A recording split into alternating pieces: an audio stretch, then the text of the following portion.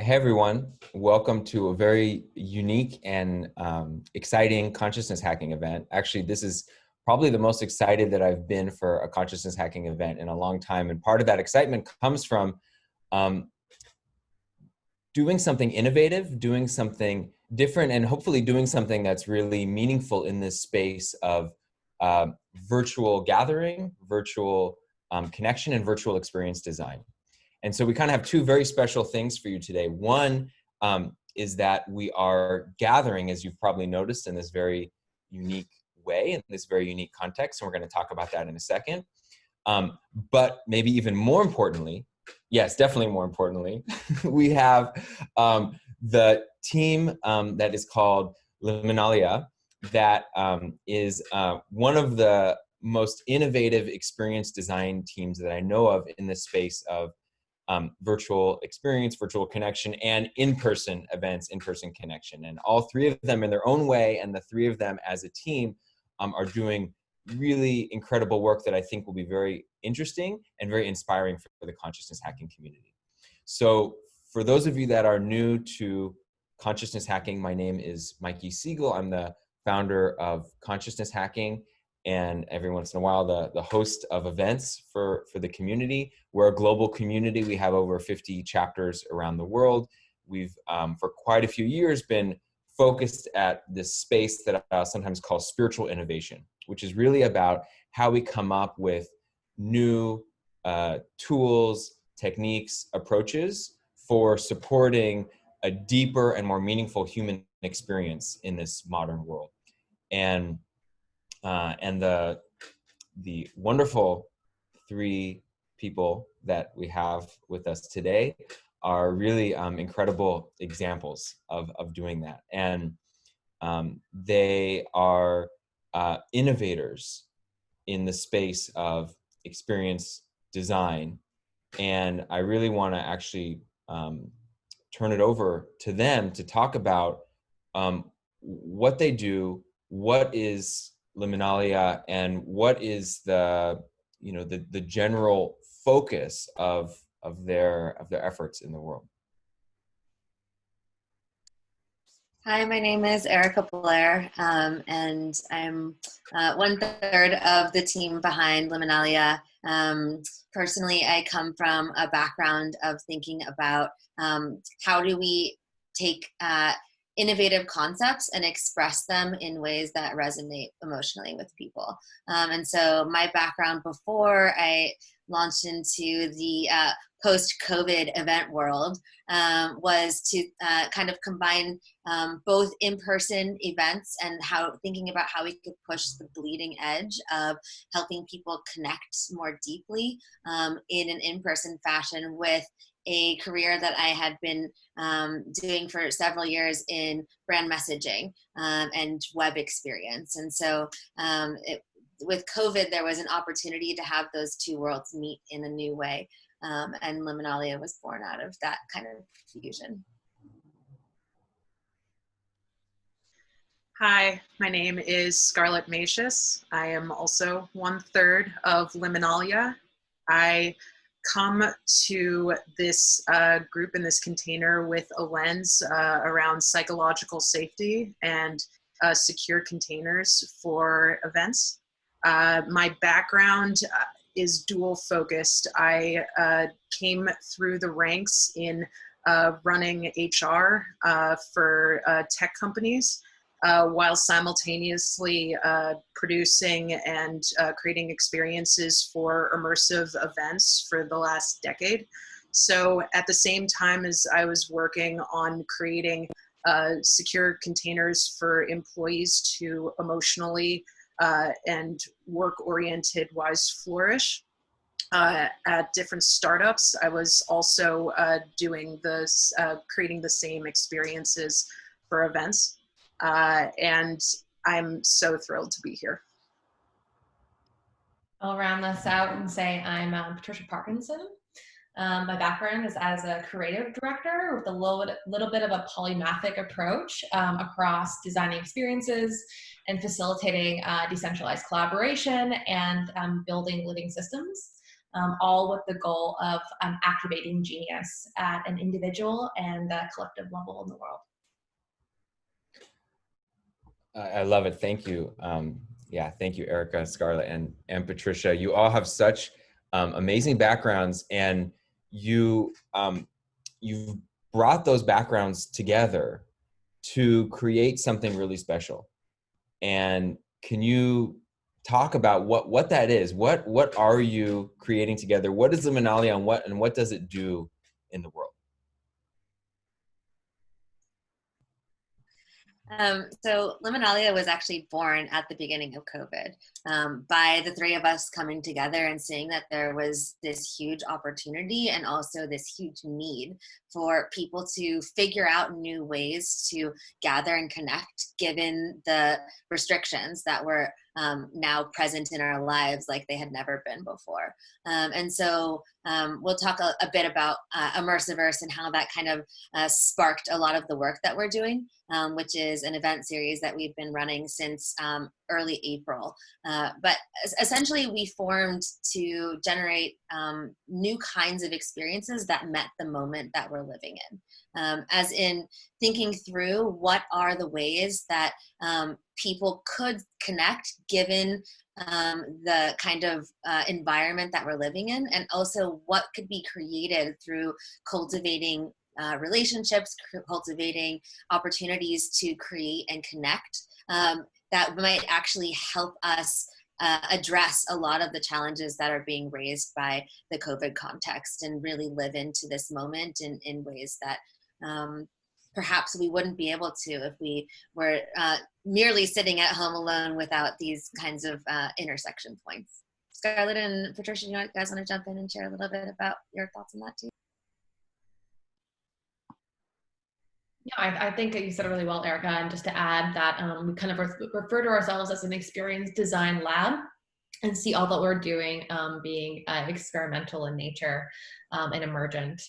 So we're filling things out as we go and hopefully drawing on our toolkits and kind of years of experience in related industries. But at the core of it, it's we're very lucky to play at the heart of what we do. And the final note I'd add to that is it's so invigorating to exist in a space where we get to inspire others and be inspired in turn, and cultivate these continually regenerative creative outputs. So I want to mention one thing, which I should have said as an intro, but I'm going to throw it in now because there's a lot of humbleness in your introductions. And I really want to emphasize that Liminalia has become really a hot item. You all are in huge demand and have become something like a kind of a, how would I say it? It's more than an authority. It's like if an authority and celebrity were to sort of be mixed together, you're that in the space of experience design. And your name has come up so much, and I know of so many organization and groups which have sought you out. You're busy as all hell, so thank you for taking this time to participate with us. And there's a real kind of buzz you're creating in what you do. What you do is really special and unique. You know, I know you're all very humble, but like, what is that? Why are people so excited about what you do, and why are people really seeking you out? I think there was a moment at the beginning of COVID where a lot of people kind of got very paralyzed by the shifting conditions of the world. You know, I think we just happened to be really primed to respond. One, because we really care about figuring out how to help people connect, and that had already been a really powerful mission driving us prior to COVID. And so I think watching sort of what happened and how much things were changing lit a fire under us to experiment and create in really dramatic ways. A lot of it has to do with the kind of bounds and edges we've been exploring in Immersiverse, which has gotten us quite a bit of attention. One of the outcomes of throwing the verse to Immersiverse was that we were actually approached by Burning Man when they were in the process of trying to decide what a virtual experience would look like, and how they could give rise to something that would pay appropriate homage to the ethos of Burning Man, while also helping to set a new context for the organization's evolution over time. Additionally, we've worked with MAPS to think through how could they put digital experiences together that were actually fun and, lived within the same kind of space of the events that they were already putting together, as well as consulting with a number of other clients, sort of thinking through what does it take to make experiences in this moment in time that are conscious of the moment that we're living in, and actually help shape the day-to-day of participants in a way that activates them into participating in building a better future together. That's beautiful. I want to hone in to an even a more nuts and bolts level. So I would love to hear from all of you. What are you doing now that is so unique? Like what does it actually look like in the world? And I'd love for you to talk about Immersiverse as well, and maybe some of the other aspects of the unique kind of experience design that you all are creating. Yeah, I'll jump in to say we like to say we don't create art, we create artists. And I think that comes down with focusing on creating containers for experiences more than the experiences themselves in a lot of cases. A lot of us have backgrounds in a kind of like decentralized collaboration and seeing the value of the collective whole. And I think we shine so bright because we look to amplify and elevate the amazing, talented, inspiring voices and creativity of those around us. And I think that people have taken notice of that and have said yes to the invitation that we've laid out to kind of experiment alongside us. Additionally, I'd say that we're futurists at heart, and we love pushing the bleeding edge of what's possible. A lot of, we'll step into this with talking about Immersiverse, but a lot of the motivation for pursuing that event series came from not wanting to just stick with the status quo of expecting everyone to just exist in their individual silos, isolated. And to instead be able to think into what it takes to cultivate containers for engaged co-creation. And so as we're moving forward with the event series and what we're doing with clients, that's constantly the lens that we're bringing forward, is how can we continue to innovate. I'd love to give a little overview of what Immersiverse is, to clarify for people who haven't heard of it. Immersiverse is an event series that is primarily online. We have been slowly figuring out how to incorporate more grounded in-person elements over time, with more to come for sure. There is a narrative arc that spans all of the instances of the gathering. And so essentially what we've done is to create an opportunity for many, many artists to create art around specific things. And so when you come into Immersiverse, there's typically somewhere between 20 and 40 experiences running at a time. And they're all created by artists within our community. And we're super fortunate to have grown out of a community of really inspired, creative contributors who have jumped at the opportunity to create for each other and for the broader Immersiverse community. And essentially, we're focused on some of the bigger themes of this moment in time. Immersiverse is actually set typically in the year 3020, and it's a commentary on what's happened with the forces of digitization over the next 1,000 years from today in 2020. And so there's our kind of evil villain is Big Tekka, which is trying to subsume the human race. And a lot of our themes are around how humans can fight back and join the resistance by sparking connection amongst each other. And so we've been fortunate enough to do 3 events in the series thus far, and we have plenty more planned as well. And I want to throw in also from my own experience, and also to kind of satisfy the engineer minded people that are like, wait, well, what tech is it? What is it actually? What are the, like, you know, bits and bytes? So I got to experience Immersiverse first when they created a experience for maps for Bicycle Day. And what it actually looked like was a really beautifully designed website that you go to, where you were able to scroll along horizontally and see little icons representing these individual experiences, where each experience was categorized, each experience had a certain kind of level of interactivity, and each experience had a kind of a theme, a particular host. But the interesting thing was all the experiences were crowdsourced. They were all created by the community, by engaged, creative, innovative people like you.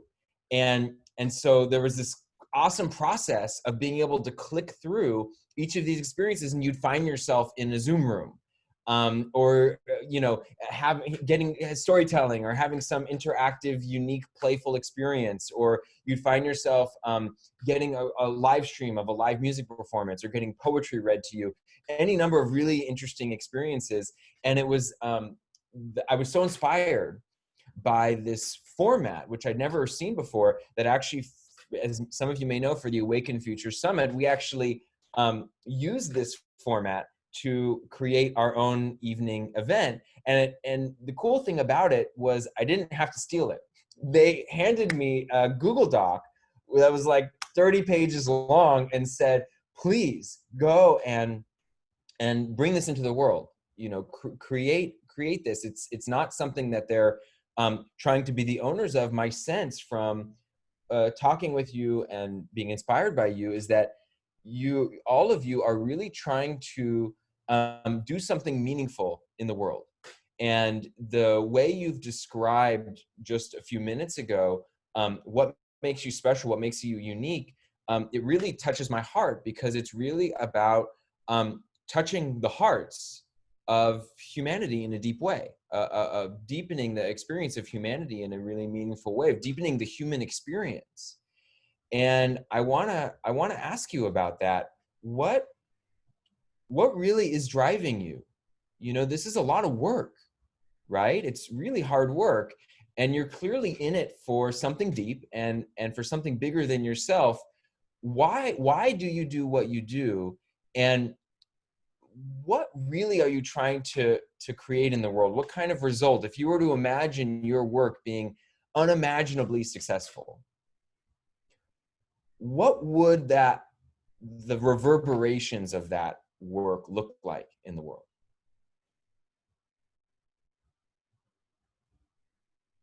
Easy question.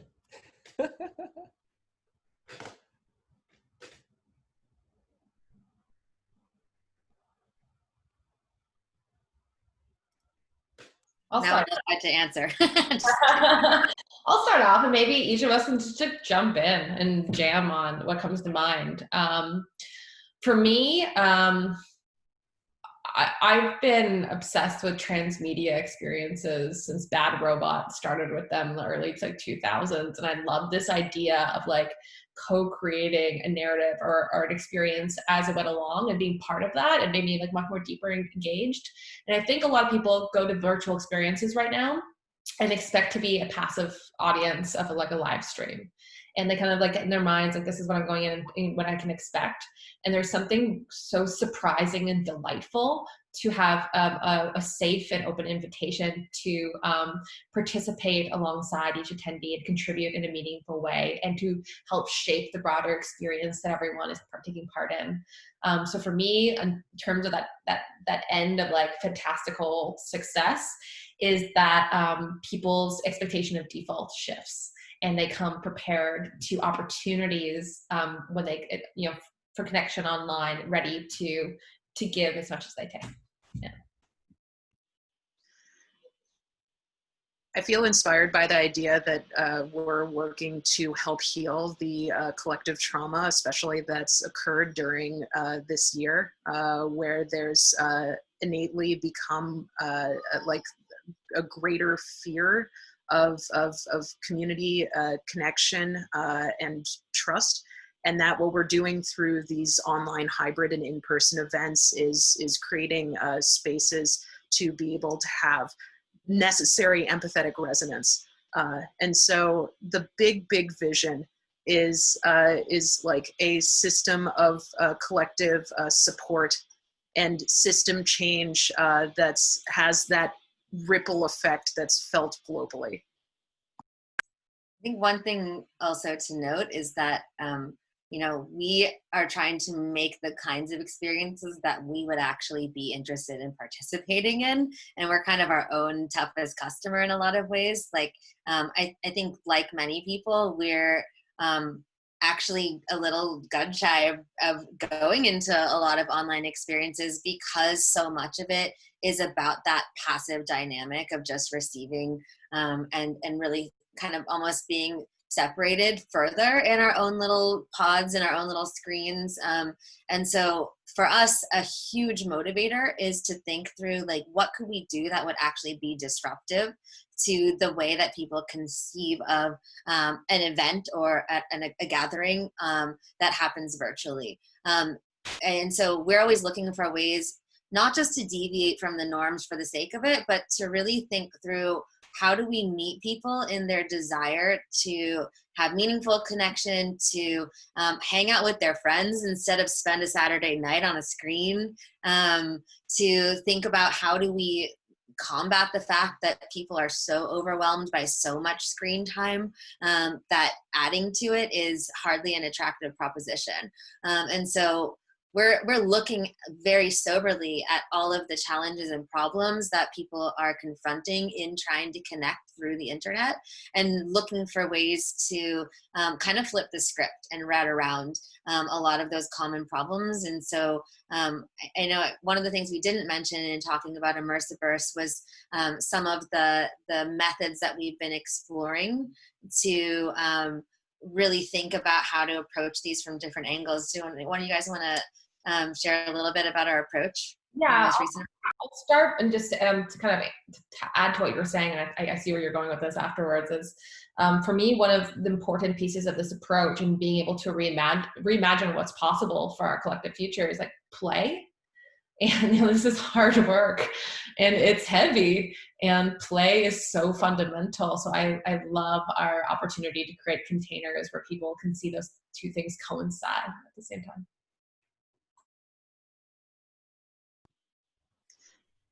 Awesome. Such good stuff. So you mentioned, Erica, about being, I can't remember your wording, gun shy about, a lot of the events that are out there. And I think I've heard that expressed from all three of you. And I feel the same way, that there's so much happening in the virtual space that it just can feel tedious, can feel draining, can feel, just makes you kind of want to like avoid getting onto a screen with boxes of people on it. And I would love to get your sense, especially for the benefit of those that might be designing an event, or might be contributing in some way to the creation of virtual experiences. What for you are the biggest mistakes, the things that would make you cringe or want to avoid attending an event, the biggest sort of design flaws in the virtual experience space? And what for you are some tips, some really important design approaches that really support a deep and meaningful experience? Be happy to start. It's really interesting. The lens of the pandemic has created a force function towards online. And what we've seen a lot of are event producers who are used to creating in-person experiences, taking exactly the same format and moving it to this new space. But you can't just copy paste. And a lot of that, a lot of what comes in with that is just a lot of static that is like bleeding through. So a great example of that, you can't have a hierarchy between those who are performing or speaking and those who are quote unquote in the audience. If I'm just showing up to a video feed that's giving me information, it's the equivalent of binging on Netflix in my mind. Like, there has to be a point of active participation, or it just fades into background noise.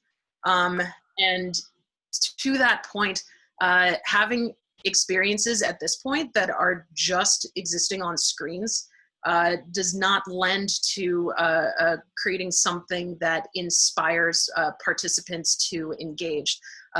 Previously, the concept of the transmedia experience was brought forth, and part of what we've done with Immersiverse is explored the edges of what it means to have engagement beyond a screen. So how can you introduce a phone tree? How can you introduce localized experiences even with the container of a virtual globalized network? So those are at least some places that I'd recommend experienced designers to consider when thinking about pitfalls to avoid. And while you're on the topic, could one of you just briefly mention what you did in terms of bringing in human interaction into your last Immersiverse event? Because you made a big point of that. Yeah, we flipped the script a little bit on our last event. We want to be hosting the events when we feel like there's something new and novel that we can bring to the table that really meets the moment. And in this case, it's been a couple months since our second event, and we know that it's now safer and more common for people to be gathering in small groups. So we wanted to shift the focus away from one-on-one interaction with the screen to creating embodied experiences that bring a group closer to connect together in person. There was a little bit of the online interaction still and being able to connect with other pods. But what we did to facilitate this was we created a phone tree experience instead of it being all through a website and Zoom, where you could dial in and choose an experience to undertake, which ranged from things that were pre-recorded and with the instructions for you to then put your phone down and to go do those activities with your group, to having live operators on the phone who were actually walking you through and facilitating experiences. To, in some cases, we actually had physical experiences come and drive. We had a mobile dance party called Uber Beats that drove up to put people in San Francisco and held like a 15-minute dance party in front of their house. So in all of those cases, we were experimenting with shifting the focus away from screens and back on each other, however possible.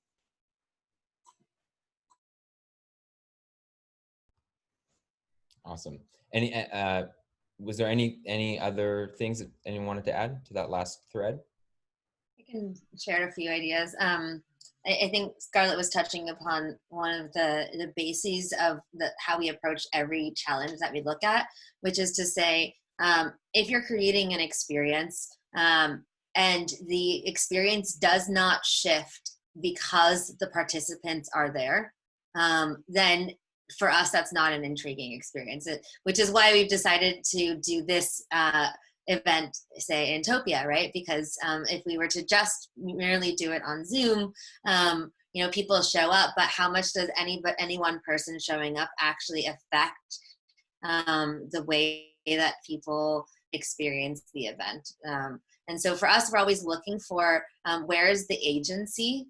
Where is the opportunity for anybody who joins to have a meaningful impact on the proceedings?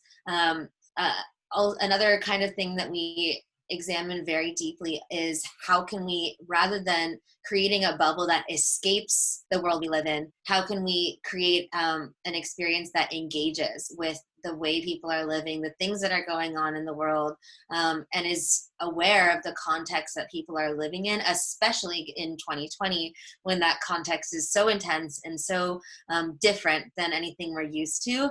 It's something that we want to think about how to acknowledge outright and actually build art that processes and satirizes and refers to the moment that we live in.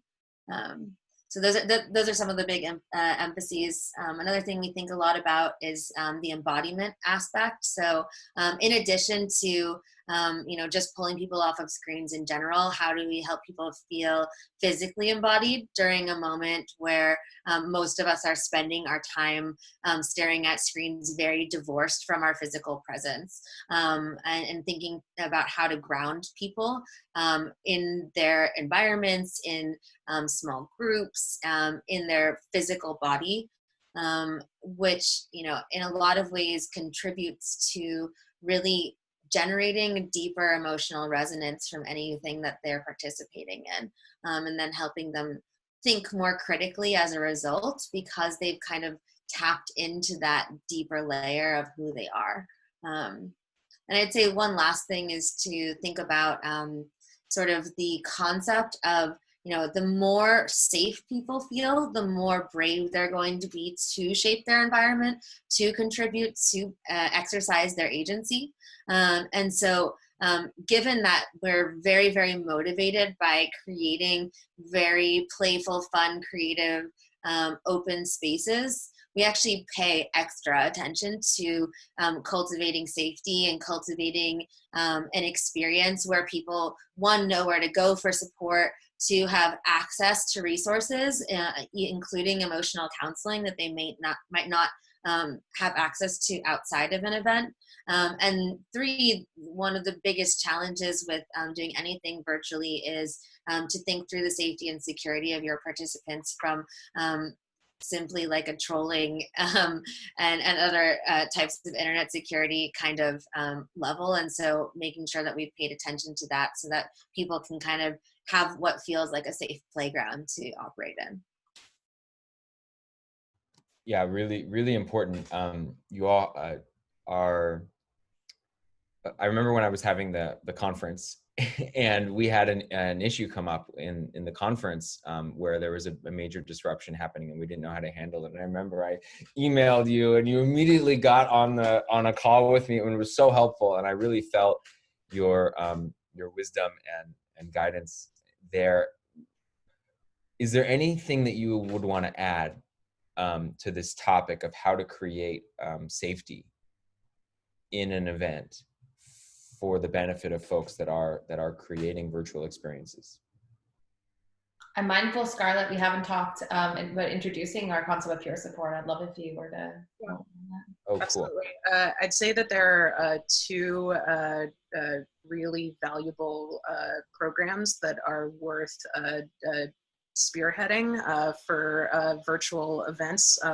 One is the concept of a digital ranger, which acts as a stopgap for those who are hosting experiences to be able to monitor what's happening within their environments, whether it is via a video feed or through the phone tree system or on the chat function in our social spaces, to just make sure that participants are not engaging in hate speech or bullying, and that there's a line of defense to be able to let the organizers know if anyone is acting out of faith of whatever code of conduct is created, and making sure that that code of conduct is made clear to all participants so that everyone is on the same page for what it means to create a safe container. Secondly, and this one I hold as a special place in my heart, the peer support functionality and program. It's a chance for participants in an event to be able to have one-to-one counseling for emotional support. It felt very important to bring that program on. I have training as a Zendo peer support counselor, which is a program that MAPS spearheaded about a decade ago. And having a resource, especially when in COVID times, as we're separated and just existing mostly in digital spaces, and especially with the uncertainties that are unfolding in our world, specifically economically, we can't trust that everyone who's attending events has resources to be able to talk to therapists or has the capacity to reach out to friends on a regular cadence. And so it felt incredibly important to bring forth this kind of program to provide resources to anyone in need, whether they needed that kind of emotional support from what was happening in their lives, to having an intense experience within one of our events that then led to participants being able to have a grounded space to be able to work through what was coming up over the course of the event. This is a huge part of what I think is going to catalyze large-scale collective healing. Is creating the opportunities for community to support community in this way. And actually, as a side note, I'm with a friend right now, and she and I, she's an amazing therapist, and she and I are working on a psychological first aid guide together, which we'll be releasing in an open source way, in the same way that we release all of our materials, to try to instill these frameworks out to the larger global community. I just want to underline that for a second, because I can imagine a lot of people who are just like putting together something would be like, why do I need peer support? If what you're doing is consciously constructing state shifts for your participants, if what you're attempting to do is to give people an experience that moves them and activates them, one of the consequences of that happening is that some people, especially in this moment of turmoil and trauma, are going to have strong reactions to it that maybe they didn't anticipate coming into it. And so, like, I think if people are, really attempting to consider how do they create a moving experience, then peer support can and should be part and parcel of that, because it's a natural sort of relationship that forms. Beautiful. So what you're really pointing out is the potency of these experiences, and the better you get at creating these deep experiences, in a way, the more responsibility you have as the experience designer to hold those experiences. And you mentioned, Scarlet, I love the phrase, large-scale collective healing. What a beautiful goal. And my sense is you're moving in that direction. You're really moving in that direction. And my question for you is, what is the capacity, the potential for the digital space to support those kinds of deep, transformative healing experiences? And where are the limitations there? Where do you see the digital space being inherently limited as compared to inhuman, in-person experiences?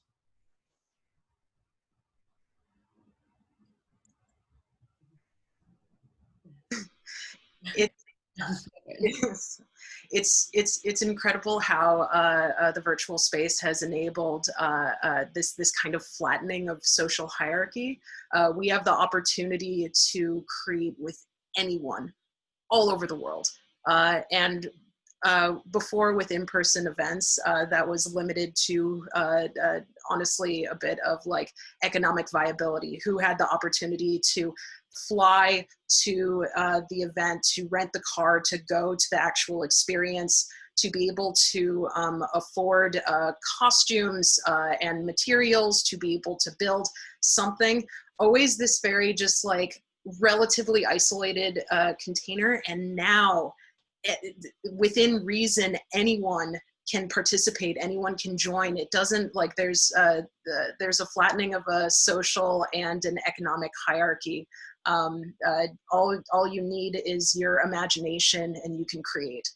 you can flow. And to be fair, you also need access to a computer and online resources, but relative to what was required before the pandemic hit to what's necessary now to be able to co-create, it's a completely different game, and it's beautiful to see this expanded access occur.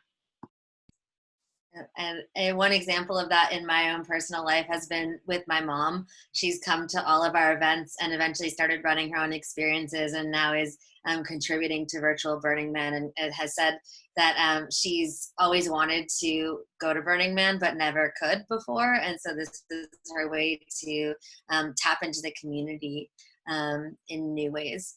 And in regards to your question more broadly, Mikey, I really think about the difference between virtual events and in-person events is actually being, hopefully in the long term, quite a symbiotic relationship.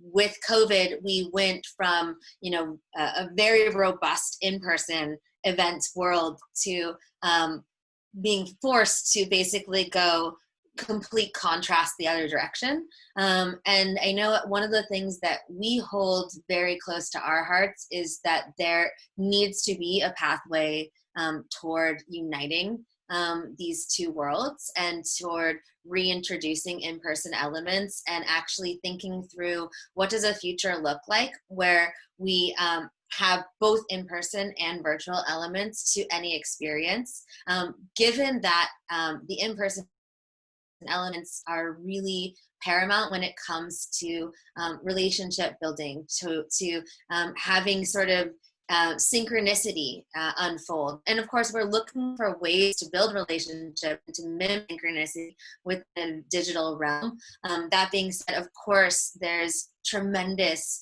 ways that is more easily facilitated in person. And so we're all very, very tied to the beauty of what happens when people gather in person, and very much want to have that be a centerpiece of our work and the collective healing of the world going forward. And what we're discovering through essentially like being part of shepherding this new art form, which is digital experience that is playful, connective, and fun, that there's so much to learn from what we've been doing there and so much to carry over that will actually open up a lot of the experiences that were inaccessible to people before, either because they had limited tickets or because you had to be in a certain place or because they just, for whatever reason, weren't inclusive or accessible globally. And so I think, what we'll likely see heading into the next decade is a blending. We often refer to it as hybrid events, the events that have a core of grounded in-person connection, but also have extensions out into these sort of playful new forms of connecting that have been developed during COVID times virtually. One thing I want to add on to that came to mind also is similar to how previous physical events might have had different stages at a festival or different pathways that you could take. Digital events now can cater for a broader sense of personality types and have like a little more of a choose your own adventure focus. So if you're shy or if you're extroverted, you can choose a path that feels right for you.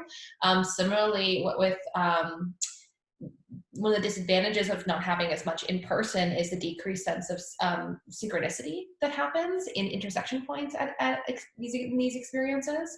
So hopefully tools like we're using today, like Topia and others, start reintroducing that, but we definitely hold front of mind that the synchronistic aspect of events is something that we need to continue carving space for and experimenting into in new forms. Cool. And I want to quickly just hone in on a question right at the center of what you've been talking about. So obviously, the digital space affords a lot of really interesting design opportunities. But if COVID wasn't happening, would you be designing in the virtual digital space? Like, are you making the best of a difficult scenario by going virtual, or do you actually, if the playing ground was leveled, do you actually see that as a really important space for human connection, or is just in person just better? I'll say from my side, I've been designing experiences for over a decade digitally. And I think that there's an incredible amount of untapped opportunity. So I think back to what is about like 2012, designing interactive whiteboard experiences for kids in schools, where they had like a live feedback loop to learn concepts, you know, like budgeting or prioritizing needs and wants. And I think that there is so much possibility in interactive tech that both can exist purely in like a digital format, or similar to the whiteboard is hybrid. So this is spaces I know for myself, and I can speak on behalf of Erica and Scarlet, that we've been playing in for a while. It's just the opportunity has become incredibly catalyzed. And, you know, where in some of our projects in the past, we were ideating into, we were ideating into solutions that maybe didn't have enough problems behind them in some cases, that the explosion of use cases and, you know, need right now for these solutions has really amplified what we were doing previously. Yeah, I think I'd add that what I see being a huge advantage of doing anything virtually is the capacity for scale. And so as people who, you know, focused on digital experience and branding and movement building prior to COVID, you know, that was always, it's always been integrated with a lot of the tools that the internet provides in terms of bringing in more people, in terms of helping people kind of dive down rabbit holes of the kinds of things that they want to explore and learn in ways that you might not be able to in an in-person environment. That being said, I know that none of us were throwing weird art parties on the internet before COVID, and that has been something that has come about because of the fact that we can't do it in person. Whether or not virtual events continue post-COVID, to me, that's 100% yes. We're going to have a lot of people that want to join and participate that couldn't before. Whether or not the fringe of the bleeding edge of immersive art continues online, I think we'll have to really design something that piques people's interests, and I think we're looking for ways to do that. And also, we're interested in bringing it back to the offline realm ourselves. And Liminalia will certainly be part of that process as time goes on. Cool. Well, that gets me to my second to last question, which is about this bleeding edge. And I'm curious for you all, what is that bleeding edge? What are you most excited about in terms of projects, design groups, tech, whatever it might be? What are you most excited about at this bleeding edge of virtual experience design? I'll start by saying I think a lot of us are familiar with social networks, or what we kind of refer to as, you know, consumption networks in a lot of cases, and seeing a switch on focus over to creation networks. One that comes to mind that some people might be familiar with is Hit Record by Gordon Joseph Levitt. I think what they do specific to production design is incredibly inspiring, and I'm excited for models like that to extend into new arenas. An example of that is, is it Hilo? Remind me, Scarlet and Erica. Hilo is an example of one of those platforms bridging that new space of creating opportunities digitally for people to come together to collaborate towards shared purpose. I'll add on to that two particular projects that I'm just excited to see how they're going to push forward. We talked about like what experimentation is going to look like for starting to host in-person events, and Meow Wolf's Area 15 project in Las Vegas, which is a multiverse experience of a grocery store, is going to open soon. And so how they're going to navigate staying COVID safe while creating these engaging, out-of-the-box, exciting experiences, and just keeping my finger on the pulse for that. As well as there's a group called Punch Drunk, which has produced the famous Sleep No More immersive experience of Macbeth in New York. And they've recently teamed up with Niantic, which created the Pokemon Go game to do an augmented reality experience. There isn't a lot of information on it yet, but those two particular projects are exciting to me in terms of bleeding edge.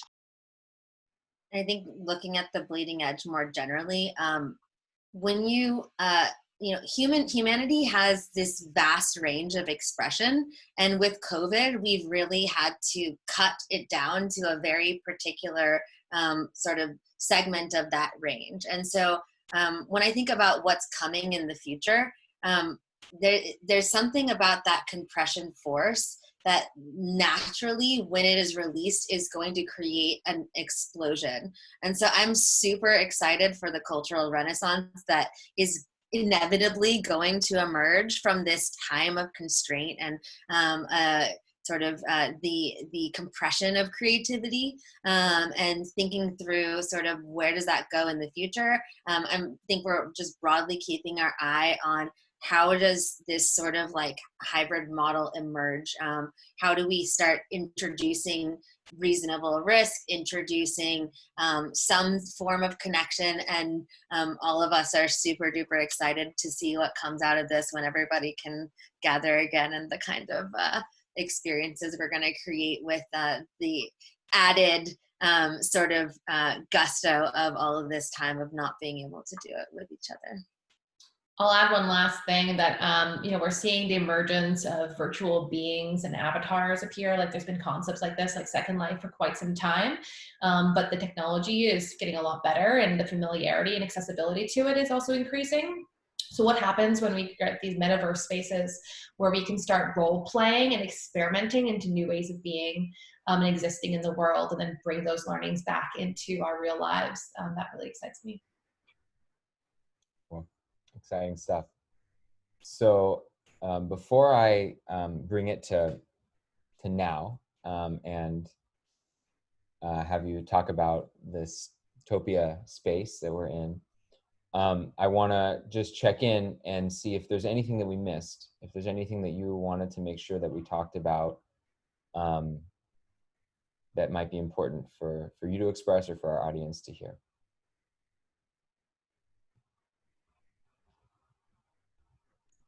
Mikey, you mentioned the case study that we did for the first Immersiverse and all of the templates that we have been creating in terms of helping event organizers think through how they can take some of the learnings that we've been experimenting with and employ them themselves. And so would love to just make sure that we have a place for people to access the links to all of that.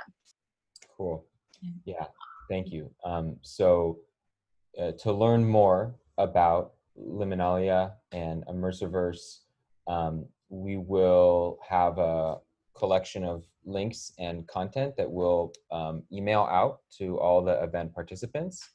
And we'll also post it publicly in the event description. So yep, and also people can visit our website, which is liminalia.io. And if you're seeing this in Topia right now, there's probably a link right beside you that you can click on to get it immediately. So keep your eyes open for. Look, right there. You see right it? there. Right there. To the left. We don't know yet.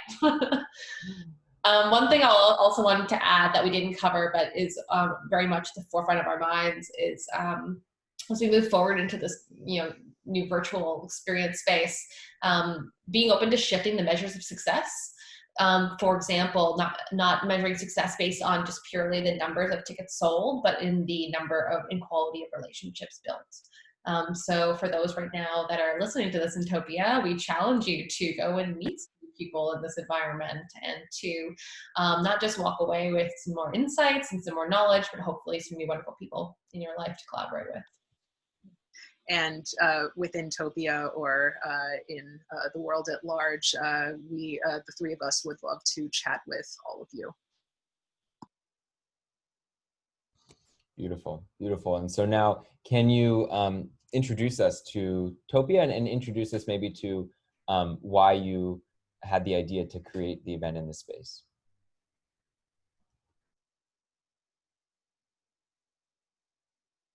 Well, I can speak to why we created it here.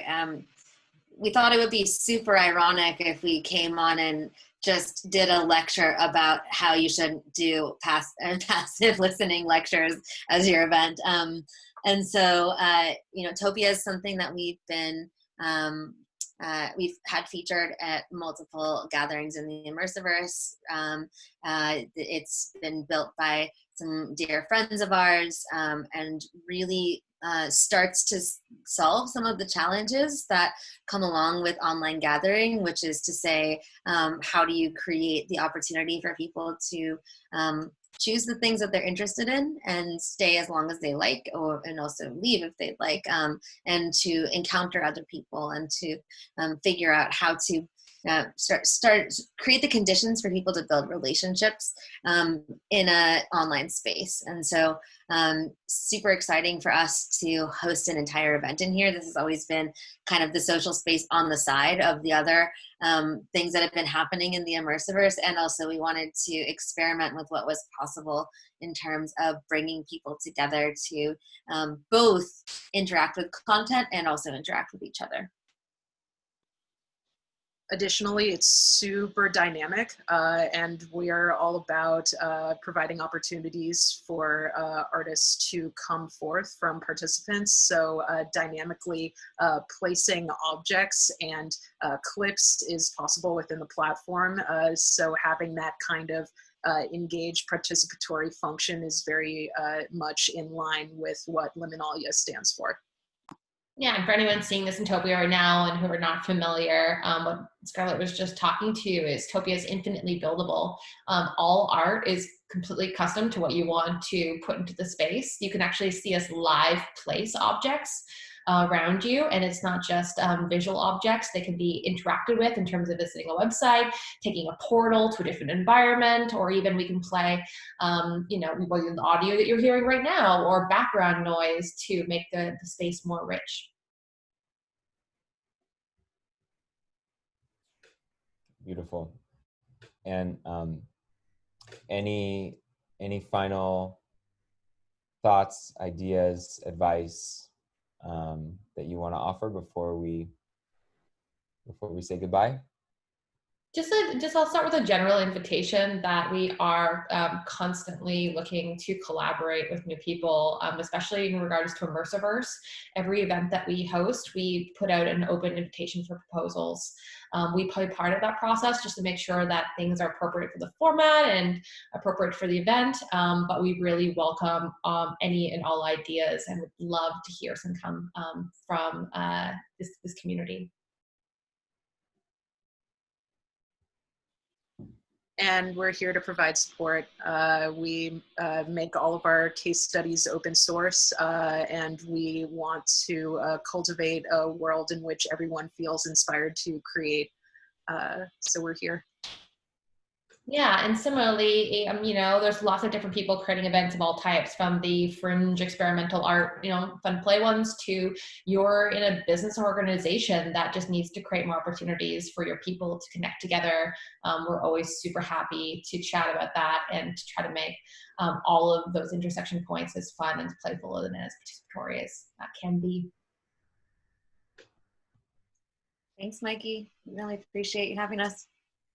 Yeah, that's just the moment. Thank you, and for hosting us and giving us an opportunity to reflect on our own thinking and experience. And be able to connect with the consciousness hacking community in such a touching way. Thank you so much. Yeah, it's absolutely my pleasure. Yeah, Erica, Patricia, Scarlet, thank you to the three of you for not just for joining me, but for all the incredible work that you're doing, creating these deep, meaningful, transformative human experiences. So thank you.